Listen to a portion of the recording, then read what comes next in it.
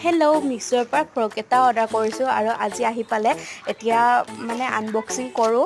পাৰ্চেলটো আৰু আপোনালোকেও দেখাওঁ কেনেকুৱা কি আহিছে যিহেতু মই অফাৰ চাই বস্তু অনলাইন কৰা মানুহ এইটো কম দামত পালোঁ সেইবাবে অনলাইন দি দিলোঁ আৰু মানে এইটো অলপ অভাৰ চাৰ্জ দি দিছোঁ মানে যেতিয়া মোৰ চাইজত মানে কাপোৰটো দি দিওঁ মানে তেতিয়া কোনোবাটো মানে ঠিককৈ হৈ যায় আৰু কোনোবাটো বহুত বেছি টান হয় এবাৰ পিন্ধাৰ পিছত আৰু পিন্ধিব নোৱাৰে সেইকাৰণে এইটো অভাৰ চাইজ দি দিছোঁ আৰু দামটো হিচাপতো পূৰা ঠিক ঠাকে আহিছে